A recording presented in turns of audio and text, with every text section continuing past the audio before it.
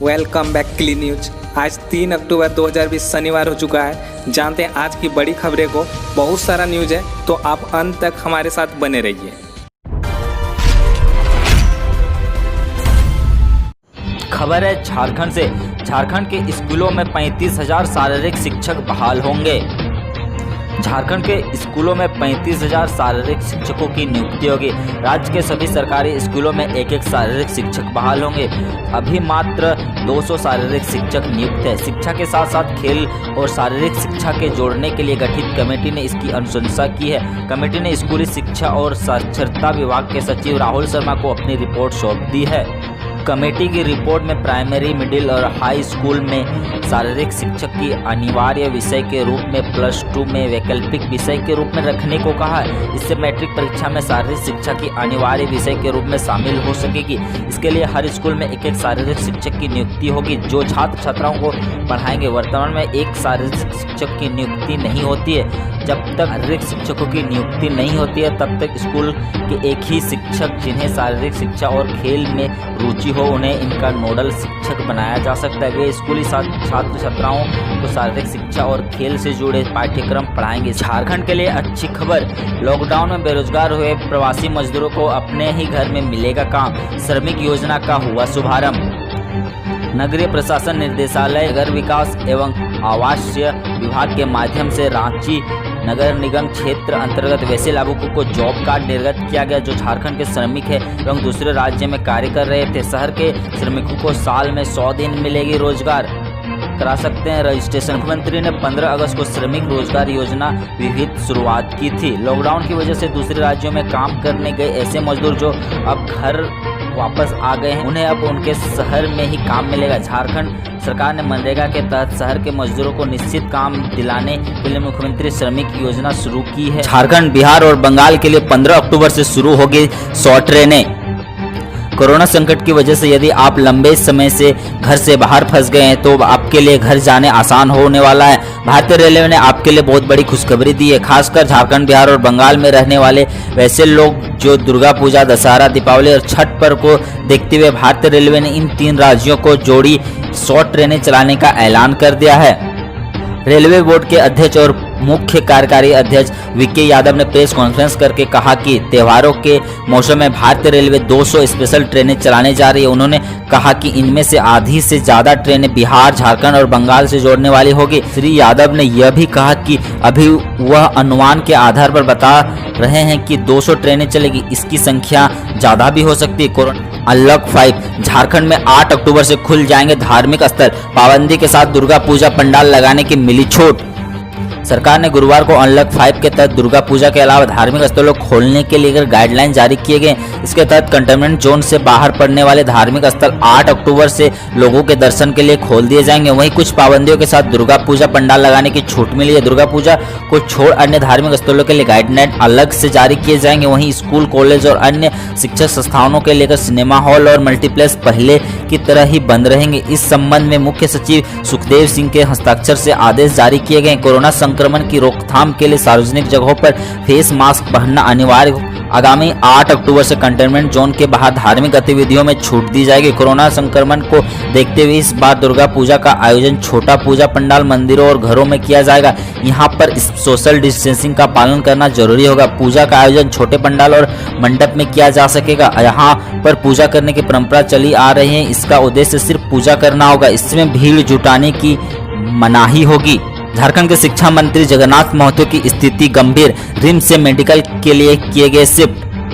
झारखंड के शिक्षा मंत्री की स्थिति गंभीर होती जा रही है। आज सुबह उन्हें रिम्स अस्पताल से मेडिकल अस्पताल में शिफ्ट किया गया। ऑक्सीजन लेकर 90 से 95 के बीच जा रहे हैं। गंभीर स्थिति को देखते हुए बुधवार को उन्हें 1 यूनिट बी पॉजिटिव ग्रुप का प्लाज्मा भी चढ़ाया गया। क्रिटिकल केयर कोविड आईसीयू में मंत्री जगन्नाथ महतो का इलाज कर रहे चिकित्सक डॉक्टर प्रदीप भट्टा ने बताया कि रिम्स में भर्ती होने के बाद उन्हें सेहत में सुधार तो हो रहा है लेकिन अभी उन्हें पूरी तरह स्वस्थ नहीं कहा जा सकता है। आज से अगले 5 दिनों तक झारखंड में सभी जिलों में हो सकती है बारिश। रांची और आसपास के इलाकों में शुक्रवार को सुबह का ही मौसम साफ, मगर दोपहर बाद रांची स्थित कई जगहों में बारिश की संभावना है। मौसम विभाग के अनुसार रांची सहित अन्य सभी जिलों में अगले 4 से 5 दिनों तक बारिश की संभावना है। बंगाल की खाड़ी में दक्षिण ओडिशा के पास एकदम कम दबाव का क्षेत्र बन रहा है। इसका असर राज्य के मौसम पर देखने को मिलेगा। आज रांची समेत आसपास के इलाकों में आंशिक रूप से बादल छाए रहेंगे। बुड्ढू में बोले पूर्व सीएम रघुवर दास, हेमंत सरकार से झारखंड की जनता त्रस्त। हेमंत सोरेन की सरकार झारखंड राज्य को बर्बाद करने पर तुली है। यहाँ की जनता त्रस्त है। सरकार किसान, महिला एवं नवजात विरोध है। उक्त बातें झारखंड के पूर्व मुख्यमंत्री रघुवर दास ने बुड्ढू में कही। वे गुरुवार को भाजपा के राष्ट्रीय उपाध्यक्ष बनने जाने के बाद टाटा से रांची जाने के क्रम में बुड्ढू आए थे। उन्होंने कहा कि पिछले चुनाव में एनडीए को कम सीट मिली, वह सत्ता से बाहर हुई, लेकिन एनडीए की सरकार को जनता कभी नहीं भूल सकती। इस सरकार ने 1 रुपये का रजिस्ट्रेशन बंद कर महिलाओं के अधिकार को छीन लिया। खबर देश दुनिया से। प्रधानमंत्री मोदी आज करेंगे विश्व की सबसे लंबी हाईवे टनल अटल सुरंग का उद्घाटन। प्रधानमंत्री नरेंद्र मोदी आज दुनिया की सबसे लंबी राजमार्ग टनल अटल सुरंग का उद्घाटन करेंगे। 9.02 किलोमीटर लंबी यह सुरंग मनाली को लाहौल स्पीति से जोड़ती है। इस सुरंग के कारण अब यहाँ पर हर मौसम में यातायात संभव है। इससे पहले यह घाटी भारी बर्फबारी के कारण लगभग 6 महीने तक अलग थलग रहती थी। मोदी के मन की बात कल्लू मिस्त्री के दिल को छू गई और बेटे के लिए बना दिया गजब खिलौना। खबर झारखंड के हजारीबाग से है। दुनिया भर में कोरोना फैलाने का दोषी माना जा रहा चीन बॉर्डर पर हेकड़ी दिखाता रहता है। उसे अच्छे से सबक सिखाने के लिए प्रधानमंत्री ने चीनी वस्तुओं के इस्तेमाल के खिलाफ अघोषित रूप से एक मुहिम छेड़ दी है। आत्मनिर्भर भारत का आह्वान इसी दिशा में एक सकारात्मक कदम है। भारत में चीनी खिलौने का बड़ा मार्केट रहा है। इसे देखते हुए मोदी ने खिलौने में भी आत्मनिर्भर होने की बात कही थी। हजारीबाग के रहने वाले अलाउद्दीन उर्फ कल्लू मिस्त्री ने इसे दिल से लिया और अपने बच्चे के लिए खुद बैटरी चालित कार बना दी। स्वच्छ भारत अभियान के 6 साल पूरे, मोदी सरकार की उपलब्धियां बेमिसाल। कल पूरा देश महात्मा गांधी की 191वीं जयंती मना रहा था। इस अवसर पर प्रधानमंत्री नरेंद्र मोदी का महत्वाकांक्षी स्वच्छ भारत अभियान ने भी अपने 6 साल का सफर पूरा कर लिया। इस अभियान पर शुरुआत 2 अक्टूबर 2014 को हुई थी। प्रधानमंत्री मोदी के व्यक्तिगत प्रयासों से यह अभियान अब तक जन आंदोलन बन चुका है। प्रधानमंत्री मोदी और उसके सरकार के अथक प्रयासों का परिणाम है कि जहां देश को खुले में शौच से मुक्ति मिली, वहीं शहरों और गांवों को साफ रखने के लिए इस अभियान में महत्वपूर्ण भूमिका निभाई। प्रधानमंत्री नरेंद्र मोदी ने जल जीवन मिशन को लेकर लिखा ग्राम सरपंचों और प्रधानों को पत्र। प्रधानमंत्री नरेंद्र मोदी ने जल जीवन मिशन को लेकर देश के सभी ग्राम सरपंचों और प्रधानों को पत्र लिखा है। प्रधानमंत्री मोदी ने पत्र में सरपंचों और प्रधानों से गांवों में हर घर को नल का जल उपलब्ध कराने के लिए इस मिशन को प्रभावी तरीके से लागू करने को कहा है। प्रधानमंत्री मोदी ने 29 सितंबर को लिखे इस पत्र में कहा है कि इस मिशन के लक्ष्य हर घर जल को सभी सरपंच, प्रधान, ग्राम समुदाय के नेताओं की सहायता से पूरी तरह से अमल में लाया जा सकता है। अमेरिकी राष्ट्रपति ट्रंप हुए कोरोना पॉजिटिव, प्रधानमंत्री मोदी ने की जल्द स्वस्थ होने की कामना। अमेरिकी राष्ट्रपति डोनाल्ड ट्रंप और उनकी पत्नी मेलानिया ट्रंप कोरोना संक्रमित हो गए हैं। राष्ट्रपति ट्रंप ने ट्वीट कर इस बात की जानकारी दी है। उन्होंने ट्वीट किया है कि मेलानिया और मैं कोरोना पॉजिटिव पाए गए हैं। हाथरस केस, कांग्रेस ने पीड़ित परिवार पर डाला झूठ बोलने का दबाव, रिपब्लिक के खुलासे से मचा हड़कंप। हाथरस कांड पर राजनीतिक तेज हो गई है। यूपी में पिछले 3 दिनों के अंदर 3 जगह रेप हुए, लेकिन हाथरस कांड पर राजनीतिक अपने चरम पर है। हाथरस केस के सहारे कांग्रेस यूपी में अपनी खोई हुई जमीन वापस पाना चाहती है।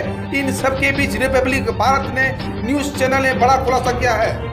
रिपब्लिक भारत ने दावा किया है कि कांग्रेस पार्टी ने हाथरस की पीड़ित परिवार पर झूठ बोलने का दबाव डाला। प्रियंका वाड्रा के सामने पीड़ित परिवार को क्या बोलना है, इसकी स्क्रिप्ट लीक कर दी गई। रिपब्लिक ने यह भी दावा किया है कि पीड़ित परिवार को 50 लाख रुपया देने का लालच दिया गया है ताकि वो सरकार के खिलाफ बोलने और सरकार बदनाम हो सके। ट्रैफिक पुलिस के नियमों में हुए बदलाव। 1 अक्टूबर से ट्रैफिक नियमों में बदलाव हो रहा है। इसके तहत आपको अपनी गाड़ी के साथ जरूरी डॉक्यूमेंट रखने की अनिवार्यता नहीं होगी। अगर आपके ट्रैफिक पुलिस रोकती है तो आप अपना डिजिटल डॉक्यूमेंट दिखाकर आगे जा सकते हैं, क्योंकि सड़क परिवहन एवं राजमार्ग मंत्रालय डिजिटलीकरण को बढ़ावा देने की दिशा में काम करते हुए मोटर वाहन नियम 1989 में संशोधन किया है, जो आज से लागू हो रहा है। युद्ध से कांपा देश, हमले में तबाह हो गया ये ड्रोन, लोगों में फैली दहशत। जहां एक और पूरी दुनिया कोरोना वायरस की महामारी के खिलाफ जंग लड़ रही है, इस बीच सोवियत संघ का हिस्सा रहे आर्मीनिया और अजरबैजान के बीच भीषण जंग जारी है। दोनों देश आपस में युद्ध में उलझे हुए हैं। दोनों देश एक दूसरे पर मिसाइलें दाग रहे हैं। लड़ाई में टैंक तोप उतारे गए हैं, कई लोगों की जाने गई है। यहाँ तक इन दो देशों के इस लड़ाई में कुछ दूसरे देश भी शामिल हो गए हैं। मध्य प्रदेश में नहीं होगा आईफा अवार्ड समारोह, सीएम शिवराज ने कहा मुझे ये तमाशा पसंद नहीं। कोरोना संकट और उपचुनाव की सरगर्मी के बीच आईफा का मुद्दा फिर चर्चा में आ गया है। सीएम शिवराज सिंह ने साफ कह दिया है कि मध्य प्रदेश में आईफा अवार्ड समारोह नहीं होगा। उन्होंने इसे तमाशा कर डाला। शिवराज बोले, मैं आईफा अवार्ड समारोह जैसे तमाशे को बिल्कुल पसंद नहीं करता हूं। मध्य प्रदेश में आईफा जैसे तमाशे नहीं होंगे। यूपी छठा ऐसा राज्य जिसने one nation one ration card system reform को किया पूरा। देश की सबसे बड़ी आबादी वाला राज्य उत्तर प्रदेश ने एक और बड़ी उपलब्धि हासिल की है। वित्त मंत्रालय ने उत्तर प्रदेश और आंध्र प्रदेश को ओपन मार्केट बोरोइंग से अतिरिक्त उधार लेने की अनुमति दे दी है। सार्वजनिक वितरण प्रणाली और ईज ऑफ डूइंग बिजनेस में सफलतापूर्वक किए गए सुधार की वजह से केंद्र सरकार ने इन दोनों राज्यों को ये अनुमति दी है। ये दोनों राज्य अब अतिरिक्त 7,376 करोड़ रुपए का अतिरिक्त उधार ले सकेंगे। लाल बहादुर शास्त्री की 116वीं जयंती पर विजय घाट जाकर राष्ट्रपति और पीएम नरेंद्र मोदी ने दी श्रद्धांजलि। 2 अक्टूबर को कल देश के दूसरे प्रधानमंत्री लाल बहादुर शास्त्री की 116वीं जयंती थी। उनकी सादगी अपने आप में मिसाल है। ईमानदारी और स्वाभिमानी छवि की वजह से आज भी उन्हें बहुत सम्मान के साथ याद किया जाता है। इस मौके पर राष्ट्रपति रामनाथ कोविंद, प्रधानमंत्री नरेंद्र मोदी, केंद्रीय गृह मंत्री अमित शाह और रक्षा मंत्री राजनाथ सिंह ने उन्हें श्रद्धांजलि दी। वहीं राष्ट्रपति रामनाथ कोविंद और प्रधानमंत्री मोदी ने विजय घाट पहुंचकर उन्हें श्रद्धांजलि दी। बापू की 191वीं जयंती पर राजघाट पर राष्ट्रपति और पीएम मोदी ने दी श्रद्धांजलि। राष्ट्रपिता महात्मा गांधी की आज 191वीं जयंती है। भारतीय इतिहास में बापू नाम के सबसे प्रेरणादायक महापुरुषों में शुमार है। उन्होंने देश को आज़ादी दिलाने में महत्वपूर्ण भूमिका निभाई थी। ऐसे में राष्ट्रपति रामनाथ कोविंद, प्रधानमंत्री नरेंद्र मोदी, गृह मंत्री अमित शाह और रक्षा मंत्री राजनाथ सिंह ने उनके जन्मदिवस पर उन्हें नमन किया और देशवासियों को उनके सत्य और अहिंसा के पथ पर चलने का दोबारा संकल्प लेने को कहा है। वहीं प्रधानमंत्री ने राजघाट जाकर बापू को श्रद्धा सुमन अर्पित किए। इस दौरान यहां पर जयंती के अवसर पर भजन का भी आयोजन किया गया था। इग्नू ने एडमिशन और असाइनमेंट जमा कराने की आखिरी तारीख बढ़ाई। Indira Gandhi national open university ने शुक्रवार को जुलाई 2020 सत्र के तहत होने वाले एडमिशन और असाइनमेंट जमा करने की आखिरी तिथि बढ़ा दी है। अभ्यर्थी स्नातक और परास्नातक के विभिन्न पाठ्यक्रमों में 15 अक्टूबर 2020 तक एडमिशन करा सकते हैं। आरआरबी एनटीपीसी भर्ती परीक्षा के विस्तृत शेड्यूल को लेकर रेलवे का आया ताजा बयान। रेलवे बोर्ड के अध्यक्ष और सीईओ विनोद कुमार यादव ने कहा कि 15 दिसंबर से शुरू हो रही रेलवे भर्ती बोर्ड परीक्षाओं का विस्तृत शेड्यूल अक्टूबर माह में जारी कर दिया जाएगा। जल्द ही भर्ती परीक्षा का कार्यक्रम और तारीख तय कर दिए जाएंगे। ये परीक्षाएं अपनी तय तिथि के हिसाब से होगी। उन्होंने साफ किया है कि एग्जाम की तैयारी कर रहे अभ्यर्थियों को परीक्षाओं को लेकर किसी तरह के भ्रम नहीं होना चाहिए। गौरतलब है कि 35,000 से ज़्यादा पदों के लिए आरआरबी एनटीपीसी भर्ती परीक्षा 15 दिसंबर से शुरू होने जा रही है। इसकी घोषणा रेलवे पहले कर चुका है। इस भर्ती परीक्षा में करीब 1.25 करोड़ युवाओं ने आवेदन दिया है। पूरे देश में लागू हुई हलवाई की दुकान पर नई नियम, नहीं मानने पर लगेगा 2 लाख का जुर्माना। 1 अक्टूबर से food safety standard authority of India ने पूरे देश में मिठाई को लेकर नया नियम लागू कर दिया है। पहले यह नियम जून में लागू होना था, मगर कोरोना संक्रमण के चलते इसे अब लागू किया गया है। हालांकि कई जगहों पर पहले दिन हलवाई की दुकान पर मिठाई की ट्रे पर एक्सपायरी डेट नहीं लिखी थी, लेकिन फूड रेगुलेटर FSSAI ने कोई बड़ी कार्रवाई नहीं की। आपको बता दें कि नए नियम के अनुसार पुरानी मिठाई बेचने वाले हलवाई पर अधिकतम 2 लाख जुर्माने का प्रावधान है। 6 सरकारी बैंकों पर लागू नहीं होंगे RBI के नियम। क्या लिस्ट से बाहर? अब क्या होगा ग्राहकों का? तो चलिए आइए जानते हैं। RBI यानी कि भारतीय रिजर्व बैंक ने ओरिएंटल बैंक ऑफ कॉमर्स और इलाहाबाद बैंक को समेत 6 सरकारी बैंकों का RBI अधिनियम की दूसरी अनुसूची से बाहर कर दिया है।